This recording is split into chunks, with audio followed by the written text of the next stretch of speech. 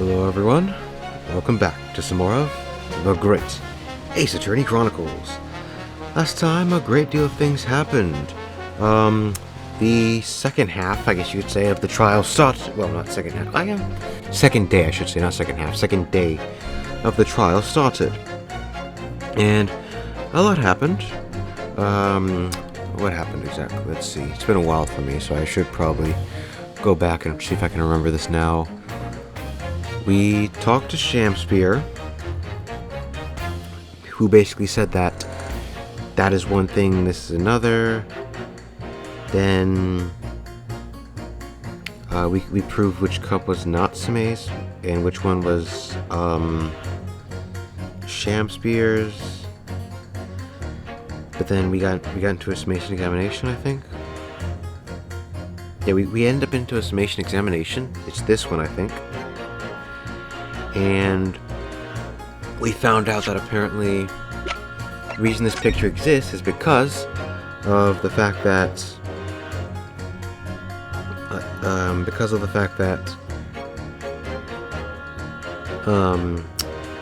essentially Shamspear is blowing gas into the pipe because that, I guess, overloads the pressure or whatever and causes the other lights to go out. So that's essentially how he got poisoned with strychnine, by blowing onto that, which I guess some gas got into his lips from blowing onto it. Whatever, my memory escaped me, but yeah, essentially we're in the middle of the summation examination and we already got one half done. So yeah. Alright. That being said, I guess let's just continue. Yeah. Oh, so we already have these down pat. It is just these two. Or these three, I should say. Hold it! All the evidence, you say? Oh. That's right. There's no room for doubt. It's all pointing to the Japanese man with the big mustache. Says the Englishman with a bigger mustache. But the defense just demonstrated another possible explanation for the events on the night in question. Yeah, we literally just proved that how he got poisoned, or another possible way he could have gotten poisoned. What do you make of that? What, your so-called skin prints? It's an exciting new forensic investigation technique developed by the great detective himself. The numerous handprints on the wall are clearly out of the ordinary. And if Mr. Shamspear had indeed put his mouth on the gas pipes on the night in question, it can't be denied that there's a possibility that's where the poison was. Well, yes, I won't deny that it's playing on my mind. But, as the prosecution rightly says, we should pay no heed to unacceptable forms of evidence. And besides... Yes? Even if the fellow had been up to some mischief with those gas pipes dozens of times before, it doesn't mean he got up to the same shenanigans on the night in question, does it? Oh. If you can't make your case better than that, I'm afraid I can't change my stance. You do make a very valid point, sir. What? That's true. Perhaps I was a little hasty. No, wait. Look, you've got your chance here, haven't you? So, it's time to prove your theory. If you and your Japanese cohorts can, that is. Just leave our nationality out of this, please.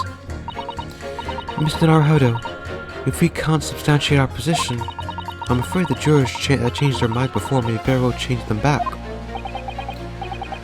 Alright, well, there is in fact some more proof. That being supporting testimony. If you recall, for the past, I guess, two cases or whatever, Mr. Natsume has been complaining of being unable to breathe, or like feeling like something strangling him or whatever at night. And considering the fact that that Shamspear blowing on the pipes can cause gas leading into the room, well,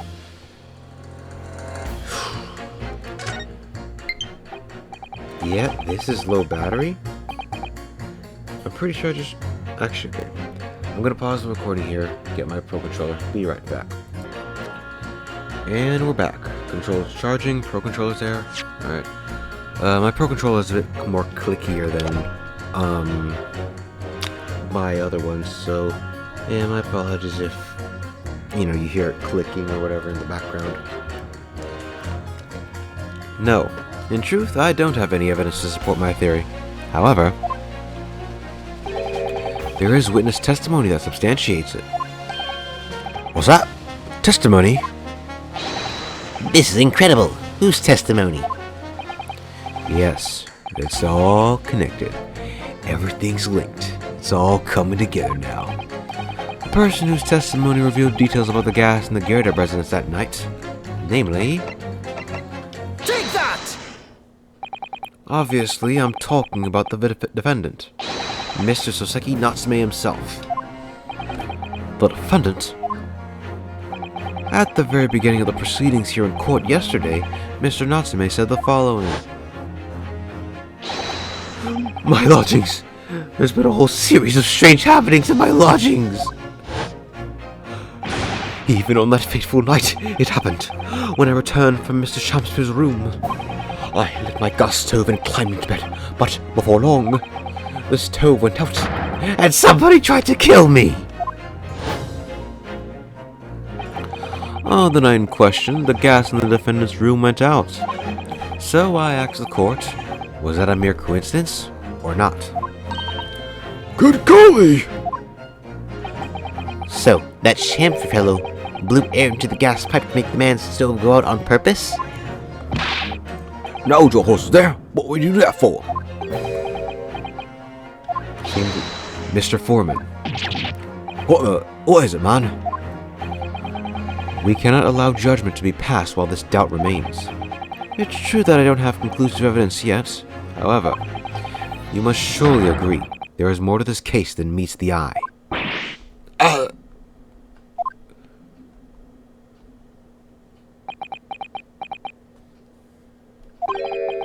Fair enough. Like I said at the outset, I'm a man of logic, first and foremost.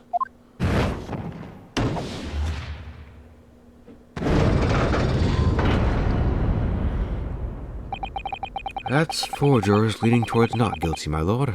We've overturned the decision. Therefore, the defense calls for the trial to continue.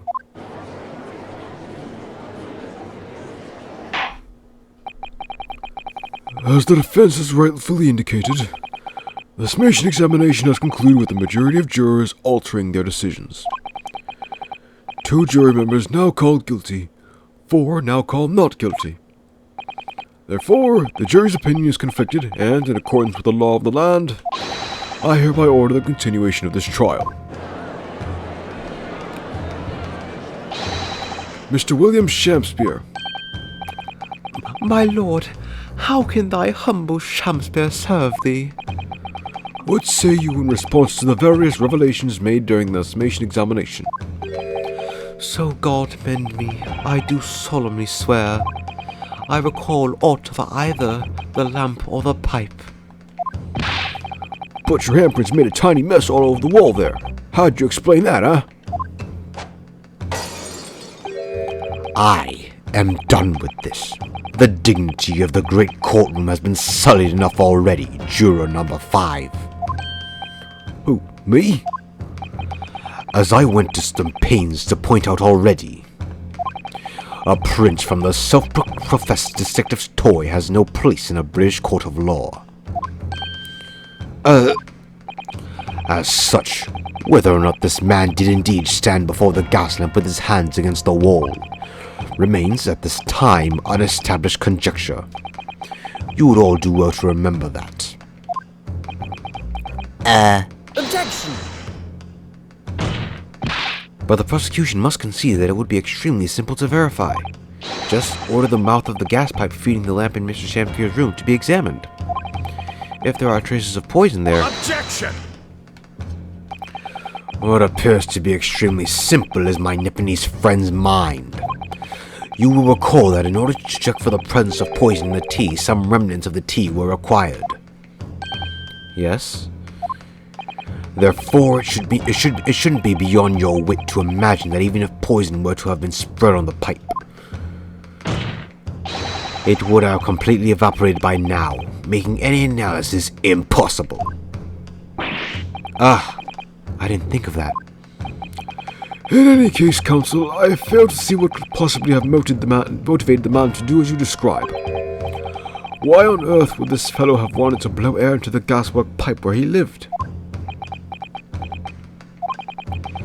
There's only one possibility that I can think of, and that is to use the leaking gas to commit murder. Huh? Order! Order! Counsel, precisely whose life do you propose this man was plotting to end? The answer couldn't be simpler. Now we've unraveled the mystery thus far. Mr. Champier wanted to end the life of, obviously, Natsume. Take that! Though he's been at this for months. How do you fail? He's been at this for months, right?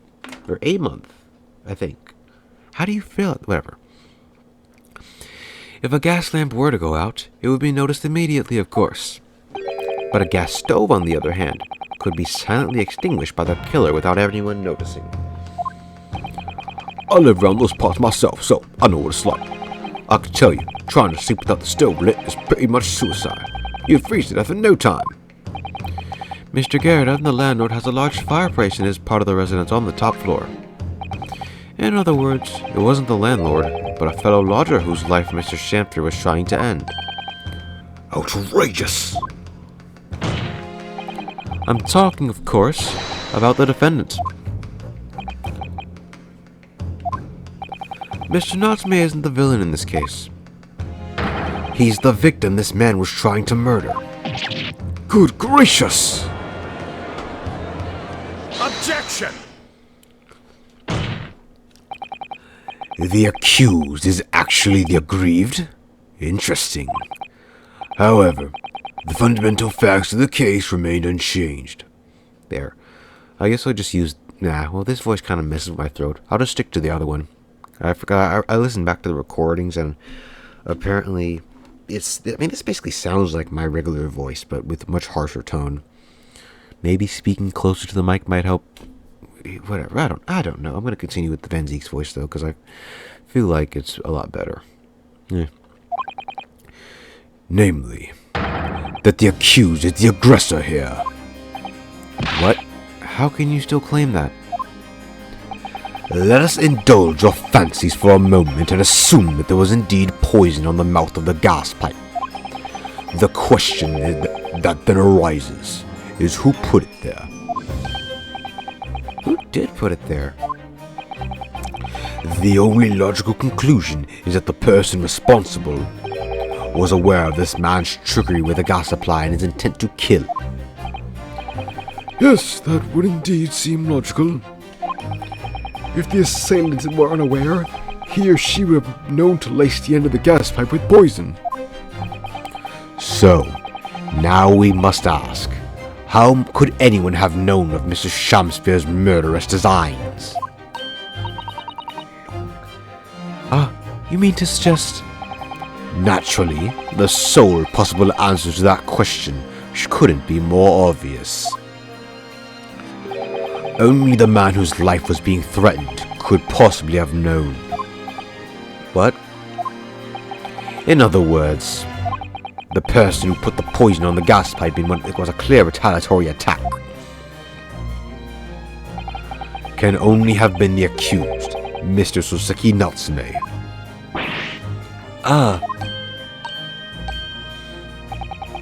Whatever Mr. William Champster may or may not have contrived to do, he was nevertheless the victim of a potentially lethal poison attack.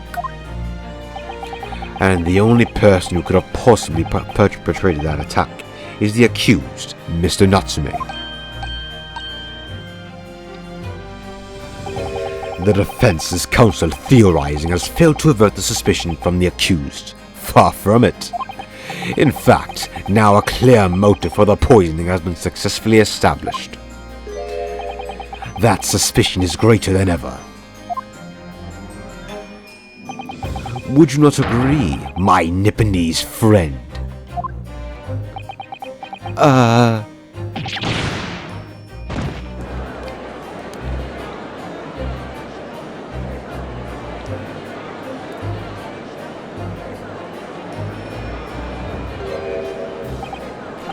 How did he manage to turn that around on me so rapidly?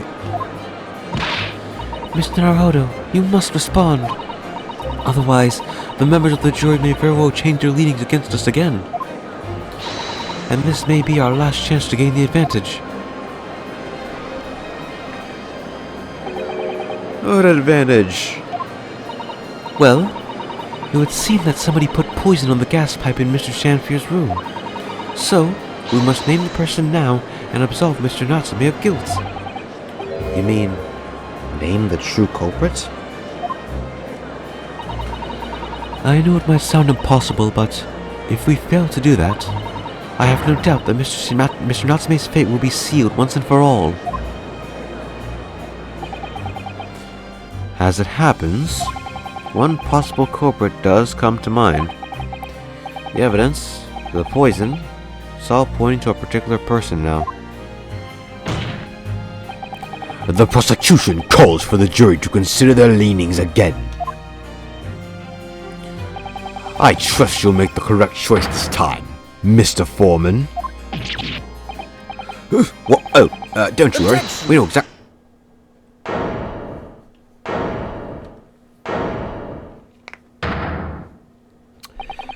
There is one other person who I believe could have been involved in all of this. The true culprit of this crime. The true culprit?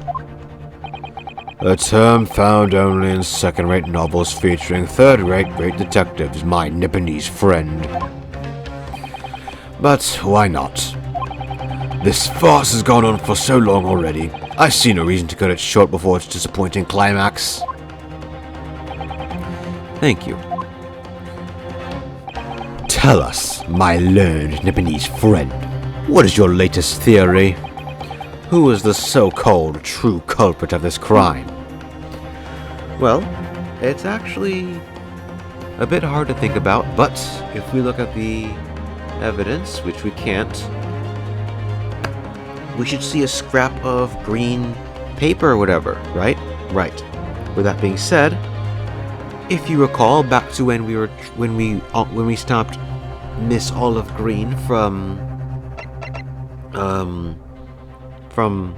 unaliving, I'll say, herself, she had a letter of the very same color. And considering the fact that Shamsir basically said that he was going to what's the word? He was going to he was at the place that Olive Green was heading to. Olive Green was more than likely going to meet Shamsir. So yeah, there's that, and then there's also there's also the fact that the ripped portion of the envelope was in Shamsir's room, meaning Olive Green must have been in there. In other words, those two facts prove these two are connected, and it could easily have been if she ended up finding out somehow that he killed. Oh Christ! I just realized that. He could have easily killed Duncan Ross, because died due to gas poisoning a month ago. He could have easily blown the gas, killed Duncan. She found out that he did it and tried to kill him.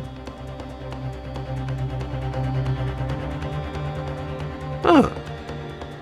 Sorry, it's just I know how this looks. I know it looks convenient for me, but like that's how I remember things. I remember things via like reminders and such. I have to be reminded of something. So, yeah. Anyways, Take that! let's see if that's what happens.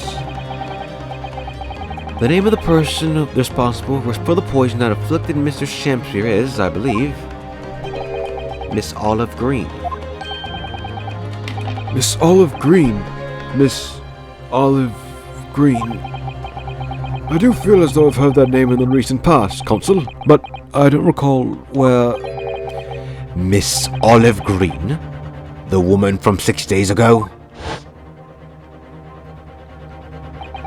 The victim in the recent case of the stabbing on Briar Road? An incident for which Mr. Natsume was arrested, I hasten to add. Oh, of course! Yes, Miss Green. She was left comatose for some 3 days, I believe, but I hear she regained consciousness 2 days ago. And I hardly need remind the court that Mr. Shakespeare's poisoning took place 3 days ago. Given that the woman was lying comatose in a hospital bed at the time, she appears to have a rather fine alibi. True. On the night that... Yeah, that's right. Never mind. She couldn't have done it. Well, I mean, we're continuing, so it has to be something. On the night that the incident occurred, Miss Green was in the hospital, unconscious. So, on the face of it, it would seem that she couldn't possibly be responsible. But still. My colleagues and I visited Miss Green in hospital yesterday, and we found herself to be in possession of a bottle of poison. Yeah, that's true, that too. Good gracious! She had poison? And there was another fact that links Miss Green to this case as well. The defense requests that she be brought to the witness stand in order to explain the details to the court. Tell me, Mr. Shakespeare. My lord, pray, what be thy bidding? Are you acquainted with Miss Green? No, never heard of her. Judging by the look on Mr. Shakespeare's face, I think perhaps he genuinely doesn't know her. At least, not by name. As the voice of Her Majesty's prosecution here, I adhere to my word. We will see my learned and many friends fast through to its conclusion. I appreciate that. The prosecution requests a short recess, my lord, in order to subpoena the witness and bring her here. Yes, Miss Olive Green. Indeed, my lord.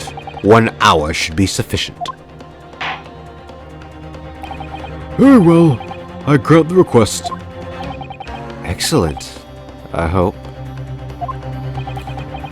The defense has made a most extraordinary accusation, I must say. But at the present time, I feel the prosecution's argument remains largely uncontested. Accordingly, I'm afraid the defendant and his culpability remain the sole subject of this court's attention. Thank you, counsels. We reconvene in 1 hour. Court is adjourned.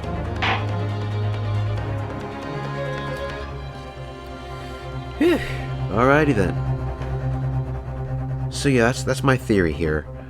Olive Green somehow found out that it was Shakespeare who basically killed off her boyfriend, and then put poison on his thing to kill Shakespeare off as revenge, because we already know she has access to poison, and judging from the fact that there was a ripped green note, the ripped green envelope or whatever, I don't know, there, then that proves she was there.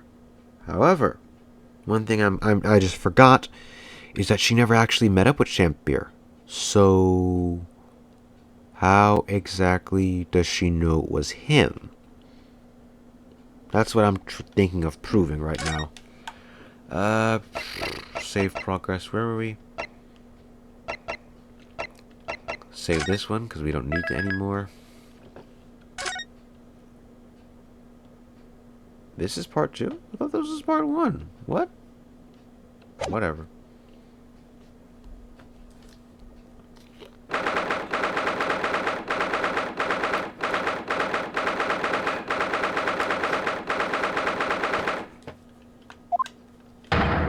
Joyful, jubilant, jumping jacks! Oh, Mr. Natsume, I'm so pleased for you. Locum student Mr. Naruhodo Esquire, and non-locum judicial assistant Miss Mikotoba Esquiress. Now, finally, at long last, there can be proof. Proof that I'm innocent, and proof that my tea is innocent. Ah, Good morning, my dear fellows. Airlock Sholmes! May you drink my tepid tea and fall forever silent. I thought the tea was innocent. Anyway, he finally showed up for once. Oh, Mr. Sholmes, you came. How wonderful. Please, save your derision. I know what you're all thinking. Good morning, he says, when it's very nearly time for luncheon. Your scorn is written clearly across your faces. Nobody said or thought anything of the sort. The truth is, I was determined that today would be the day. As sleep seduced me last night, I thought, tomorrow, for once, I shall not oversleep. I'll rise early and be present in court to support my companions. Such spirited determination has a beauty all of its own, does it not? Oh, yes. And then I began to muse on the subject. Why do people oversleep? I queried. Why, time after time, do they make the same foolish blunder? And the answer came to me at once. It's so delightfully simple. People oversleep because they sleep. Well, is that not an astute insight into the matter? Oh, yes. Upon which realization, I attempted an experiment. I didn't sleep a wink all night. And the results? By first light, I was exhausted, and began to be assailed by fits of drowsiness. Shocking. And so, the conclusion of last night's experiment is this. A good night's sleep is quite simply essential. Yes, I think most of us probably knew that already. What others presuppose, I prove by experimentation. That, my dear fellow, is the scientific method. Ah, yes, and one more thing. Do you remember this? Ah. Yes, of course. It's the poison that Miss Green was about to drink at the hospital yesterday. Oh, you didn't manage to... It was a laborious task, as the bottle was near empty, but such inconveniences do not hinder Sholmes. I managed to confirm that it contained strychnine. So I was right. Perhaps, although of course such circumstantial evidence doesn't prove Miss Green's guilt. I shall leave the bottle in your care now, but licking inside of the neck is not recommended. I see. Okay, let's look at that next time. Here it is, torn off end of the envelope. Is there anything new? Because there was one new with the teacup. Oh, I guess we don't have the envelope. Let's look at this. Huh. Yeah, the bottom of the cup? What is this? So, this is the poison we've been hearing so much about. Strychnine. There are a few remnants on the bottom of the bottle here. Look. You mustn't be tempted to try it. Of course not. As long as we don't lose this trial. No! Even if we lose the trial. No! We mustn't lose the trial in the first place, Mr. Naruhodo. Make up your mind, Susato-san.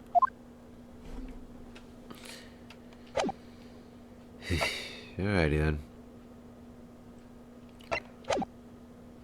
Ah, could I have a word? Who said that? Oh, Gregson. Gregson, how good of you to come. Forget it. Excuse me. Wait a minute, Inspector. I don't wish to make a nuisance of myself.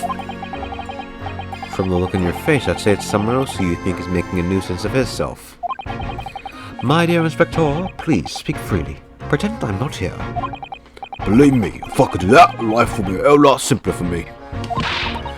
Do you have the results, Inspector? You have the investigation of Mr. Shamfier's room? Not yet. Shouldn't be long now, though. Now, I'm here about something else. That dead convict, actually. Oh, you mean the man from this newspaper article we discovered yesterday in Mr. Shamfier's room? A man by the name of... Ah, yes, Selden. I went through the archives at the yard and took out this fellow's file. There's something in there that... Well, it caught my eye. Something caught your eye? What, Inspector? What? I've copied out the relevant parts for you, so you can read it for yourselves. Thank you. Okay. Let's look at it then. These documents. 18 counts of burglary, 6 counts of suspected murder. Wow. Died of natural causes, found a moment's witness by his cellmate. Estimated 1,000 pounds worth of loot he stole remains unrecovered. We already knew that, basically.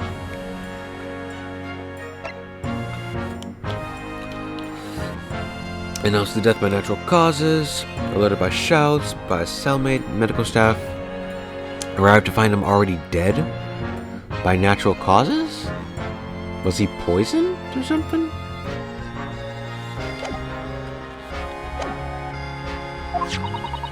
Include the details that were in the newspaper cutting that we found in Mrs. Champier's room.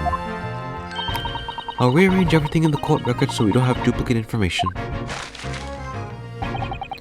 Why are you giving us a copy of this important file, though? Oh, I guess we don't have the newspaper anymore. Whatever. Not like we need it. Oh. Alright, anyways. Well, you're the ones who turned up the clue in the first place, aren't you? I'm just making sure things get out of the proper fashion. Oh, Scotland Yard's workings are so wonderful. Indeed, my dear fellows, and the inspector here is a shining diamond in his crown. A shining diamond in the rough, maybe. Look, I just don't want to be beholden to a lawyer, that's all.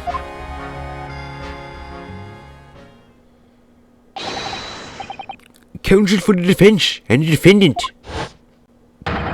Court proceedings are about to resume. Make your way into the courtroom at once.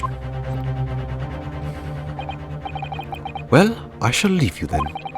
I'll be listening with interest from the public gallery. Not running off at all. Certainly not. Thank you, Mr. Sholmes, for getting the poison. He did that, yeah, that's what he did. I almost forgot. I'm rather tired of seeing Mr. Mustache in floods of tears, personally. So, the best of luck to both of you. Welcome soon, Mr. Narholo Esquire. Yes, Mr. Natsume? It's time, isn't it? Yes, this is it. Miss Olive Green and Mr. William Shakespeare. This is going to be the final battle.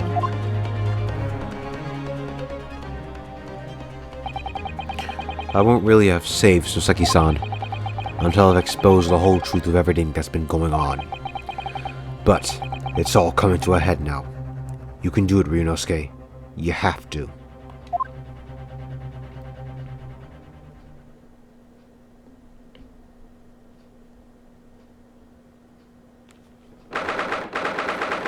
Alright. 12:30. It's been 3 hours? Didn't feel like that. In the name of Her Majesty the Queen, I hereby declare this court to be in session again now. Before the recess, we heard a most startling accusation from the defense. Namely, that the victim of this case we heard here only a few days ago was the true perpetrator of this incident. A reckless, rash, and prejudiced charge of wrongdoing, in my opinion, my lord. However, I'm sorry, what, Lord Vanzici, you want to talk about someone being prejudiced? The prosecution has tried to extend every courtesy to this amateur newcomer from this dubious eastern shores.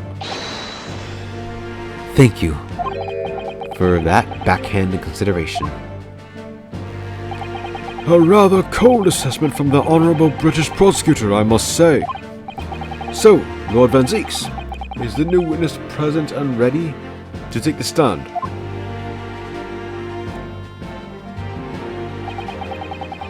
Ready and waiting in the witness's antechamber, my lord. Very well. Bailiff, bring the witnesses in.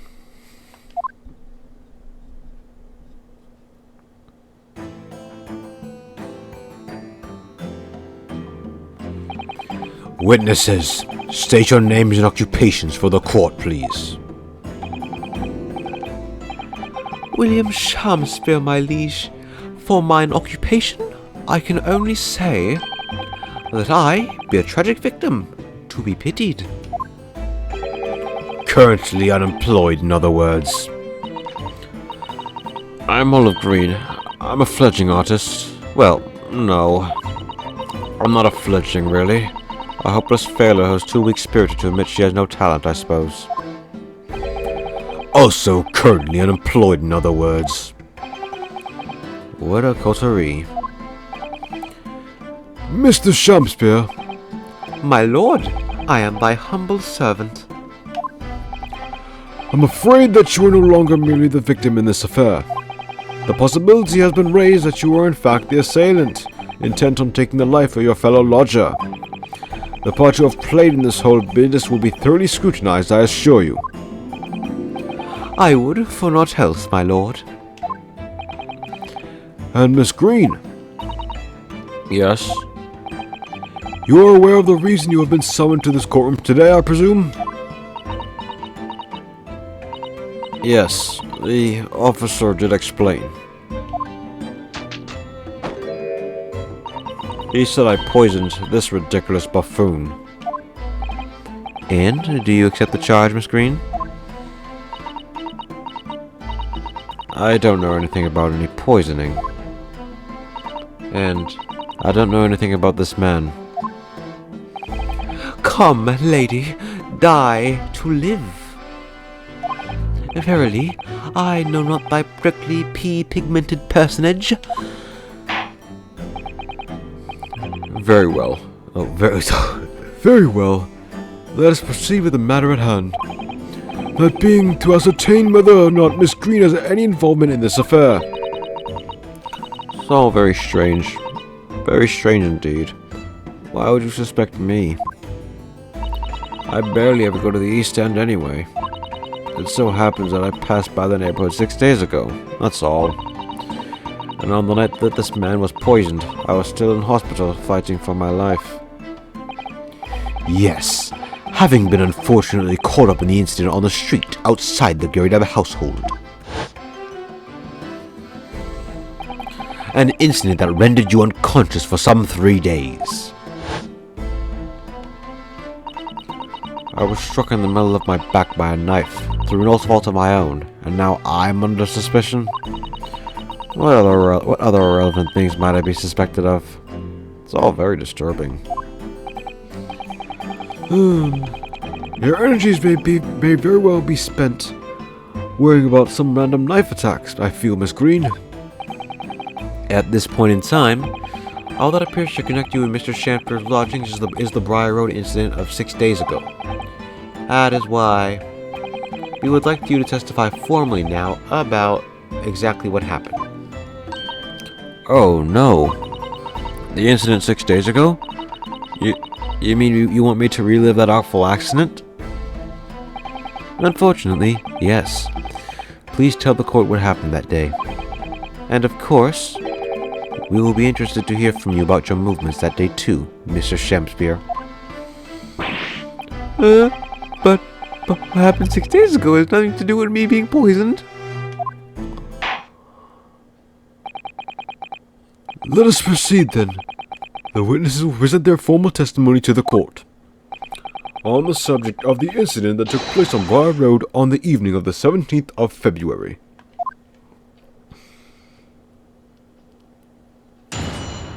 Alright, let's dance. It was 6 days ago, at about 5 p.m. I was walking along in the snow and I was suddenly stabbed in the back. Coincidentally, it happened to be just outside the house where the men in this case have their lodgings. I was at the tavern of the eve of which thou speakest, for I had bespoke my supper. It was the first time I'd been in the area. I had a little matter to attend to, that's all. Anyway, I was admitted straight to the hospital, so I knew nothing about all this business. I already have something to press there. Good. Yes, a second incident inside a week, at what I believe to be aptly described as the haunted lodgings. One can only presume that this is a most unfortunate coincidence. Meanwhile, you say you were not in your room, Mr. Shakespeare. 'Twas the following morn when I did awaken that I learned of the dire events. Mary, what commotion did the officers of the law make on the floor above mine? When Suzuki-san was arrested on suspicion of attempted murder. As suspected, there is nothing connecting these two witnesses but happenstance. It's true.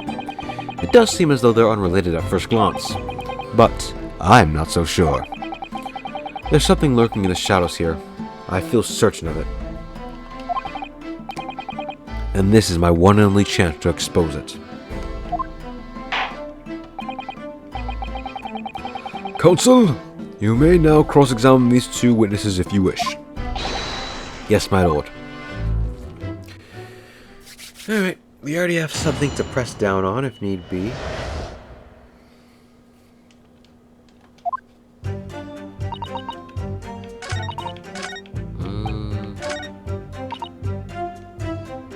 Hold it! What little matter, Miss Green? Will you please elaborate? It was nothing, really. It's not worth mentioning. If you remember, you mentioned it to us yesterday at the hospital. Ah. It was related to the card you were holding. We already went through this dialogue, so I'm not going to go over this, because it's been, what, an episode or two?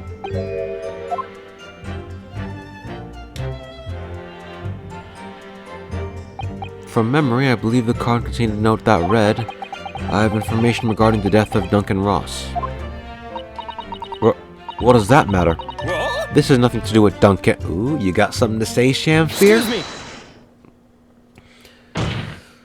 Mr. Shamfir, do you have something to show the court? To be or not to be? That is the question. Ah, pray, forgive me. The great bard's words springeth from within me with ne'er a thought. Don't tell me. This is because you're possessed by Shakespeare's spirit, right? Hearing Miss Green's words a moment ago seemed to make you think of something. Something of relevance, perhaps? Well, nay, sire. 'Twas nothing at all. Presumably you know the name, though. Mr. Duncan Ross, I mean.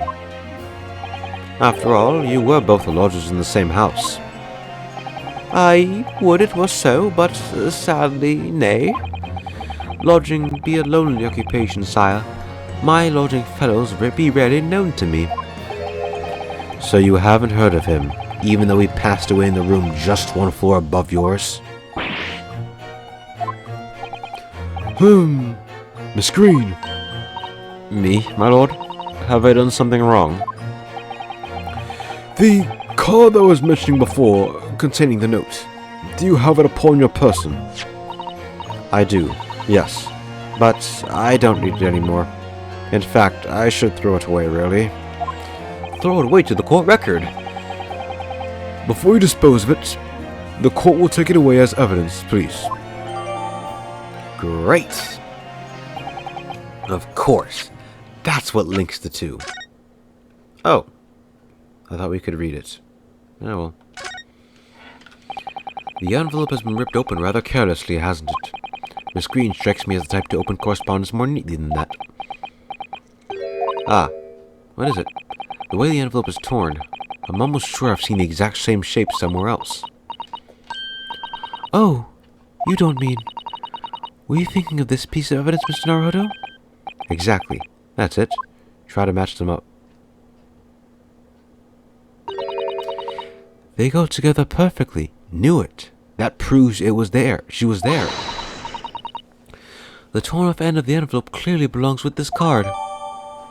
Knew it. So she was there.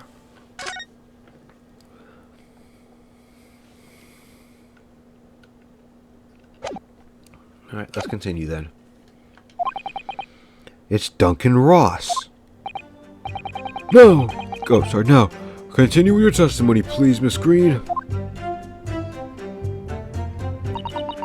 I was administered to the hospital, so I knew nothing of the business. Well, that is a lie. Because we knew you were there at the crime. At the Tavern of the Eve, let's hear the tavern so we can make sure. A tavern, you say? Which one? 'Twas the Slug and Salad where I did tarry.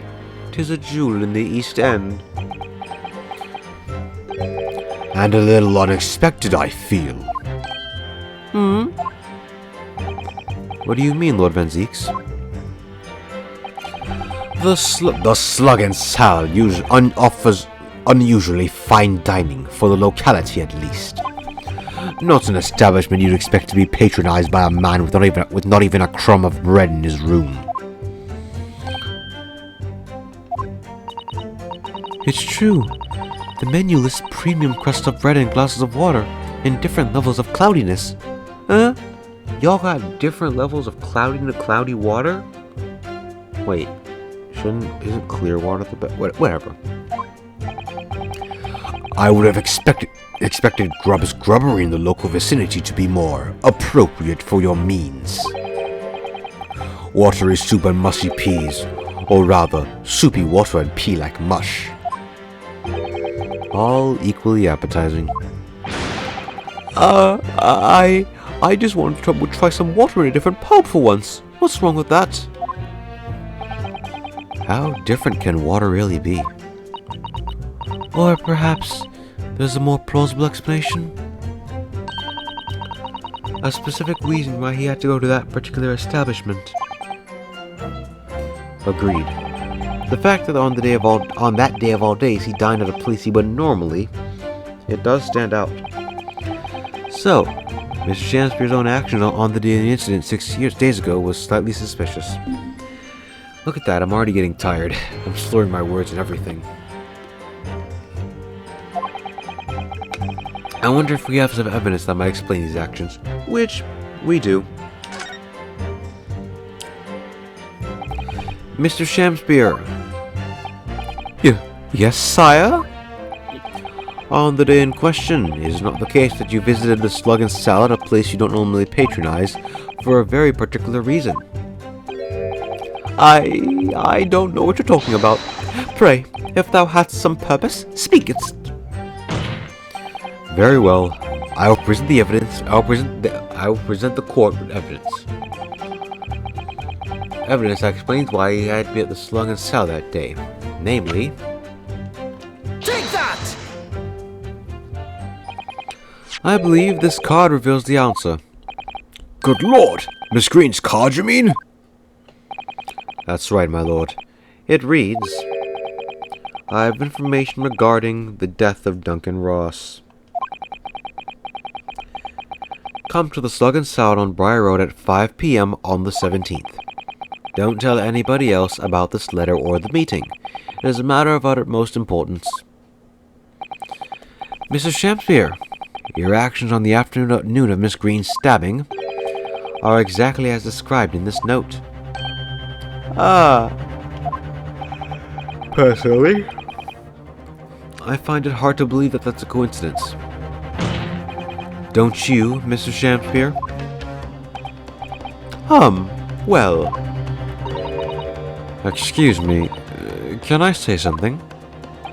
Yes, Miss Green? That card was delivered to me. It doesn't have anything to do with this odd man, does it? Well, you'd think so, yes, but it's hard to believe it's merely... My lord, may I...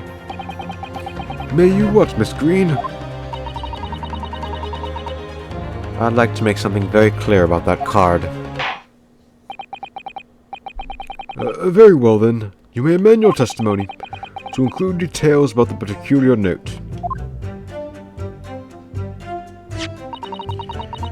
Delivered at my address. It has nothing to do with the odd man next to me here. Oh, come on, man. You didn't think... Okay. Objection! It was at the crime scene. The day before the incident, exactly 1 week ago now, this note was delivered to your address. And upon carrying out the instructions in the note, you found yourself in hospital. Yes, I did. It's terrible, everything that's happened to me. Yes, it is terrible. If it's all true, that is. What do you mean? Miss Green, have a look at this, please. It's the torn off end of an envelope. Oh, is it? And it so happens that it fits together perfectly with the envelope of the note you received. Oh, where did you find that? In Mr. Shampier's room. In my room? Mr. Shamspeare, do you perhaps remember this note from somewhere? Well... Your actions that afternoon followed the instructions in the note to the letter. Come to the Slug and Salad on Briar Road at 5 p.m. on the 17th, and so that's exactly where you went.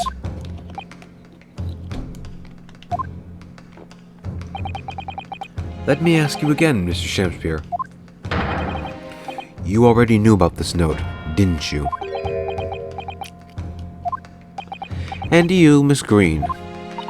What did I do? As this torn off end of the envelope proves, the note was originally in Mr. Shamspeare's room. So, how is it that it came to be in your possession? I don't have the first idea. I'm just a fledgling artist after all. There's only one explanation. You broke into Mr. Shamspeare's room and stole it. You did what? Sorry, thou hast what? Thou wast in my room? What on earth do you want with me?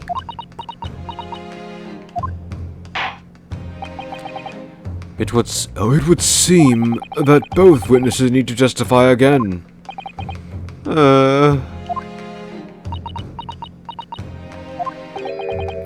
Miss Green. Yes? Whilst you have the court's sympathy, I'm sure, for the suffering you have endured in recent events, anyone found to be giving false testimony in a court of law will be duly punished. Please bear that in mind.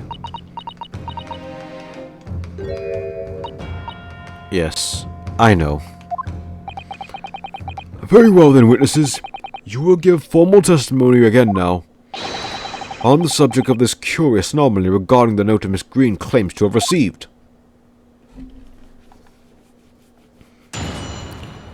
Alright, and we're like 50 minutes in, so we will do that next time.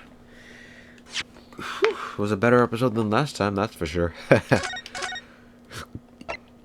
I mean, it was a bit of a slow start, but we got it good. Anyways, next time we're going to hear exactly what happened here. So yeah, it was basically like what I said. She basically went to his room and poisoned him. Question is, one, how did she figure out that it was Shampier that did it? And two, how did she figure out it was how he did it? That's what I would like to know. So, yeah. Anyways, did I save my game? I'm pretty sure I did, but... there it is. Great. Alright. So, yeah. Anyways, thank you all for watching, and I will see you all in the next video.